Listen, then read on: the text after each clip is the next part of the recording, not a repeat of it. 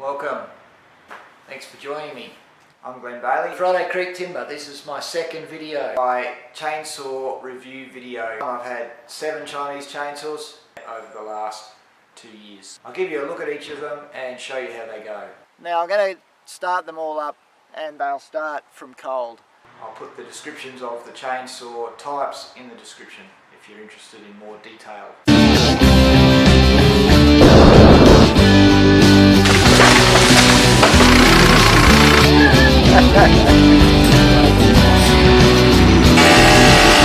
It's quite beautiful. This little Lumik saw cost me $100 delivered. I don't know how you make money doing that. There we go, my little Lumik saw. This is actually a pretty good saw. This is my second backup saw. It's got plenty of power. It does have some issues. It can be difficult to start after it's been going for a while, but it's nowhere near as bad as many of the others. And for the price, I recommend the Lumik.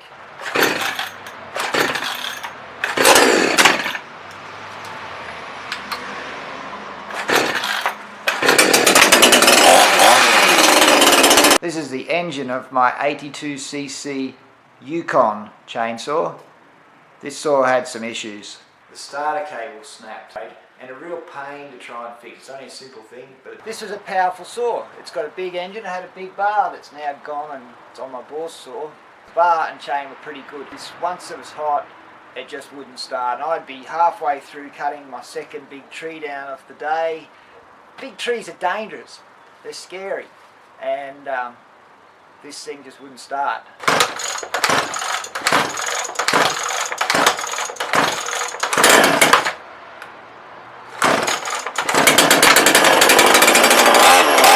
One day I might do something with it. I had a Bigger Boys Toys BBT 52cc chainsaw. It looks like this. It was stolen.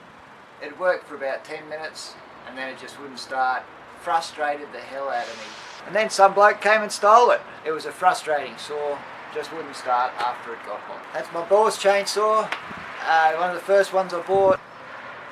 Got this fuel leak that was right in the innards of it, and it just leaked fuel as quickly as you put it in. My dad stripped it back. Now the engine works okay. It's actually a pretty good saw in terms of starts, well got plenty of power. Again, really bad quality bar and chain. Oh, I threw the bar and chain away. Yukon bar and chain's pretty good.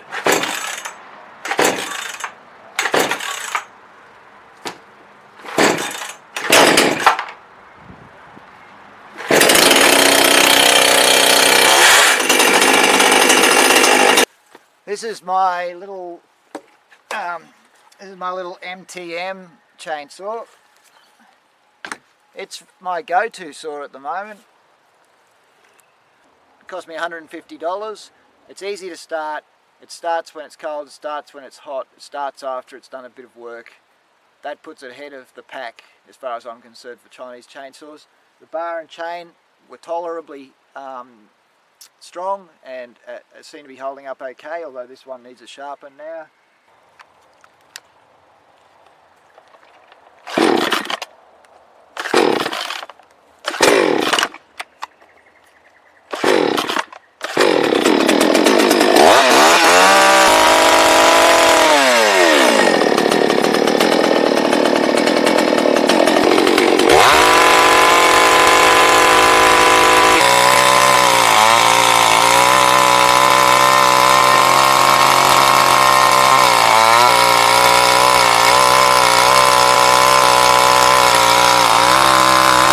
Next door told me, stop revving them straight after you've started them cold, you'll break them, Glenn. Thanks, Alan. Good advice. The chainsaw I've got here is my Chinese rip-off of a Stihl. It was advertised, didn't mention Stihl in the eBay advert, it was just a Chinese chainsaw, 105cc.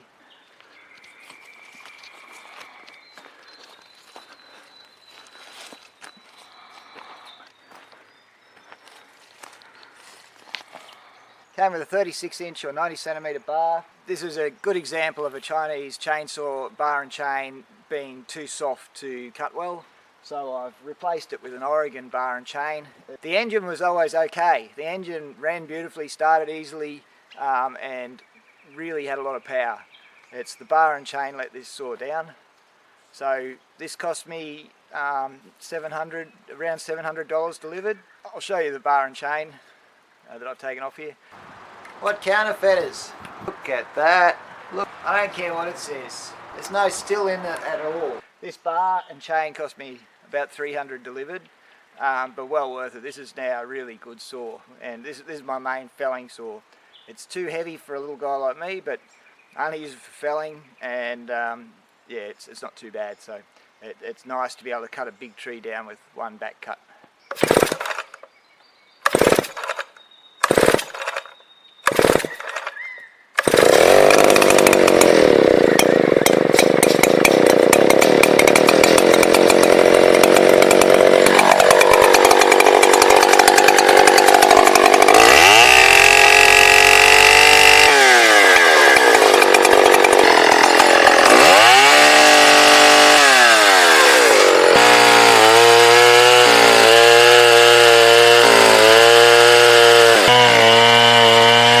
Here is the Baumr-Ag chain.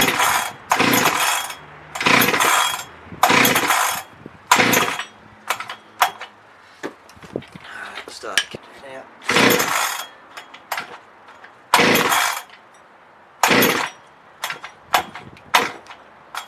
And for a change of pace, is a Noah. It's a Noah chainsaw, made in Japan, owned by the Husqvarna company. Made in Japan! This chainsaw was cut down over 6,000 pine trees from my pine plantation. That is a nice saw. And that's all from me. Thanks for watching. See you next time.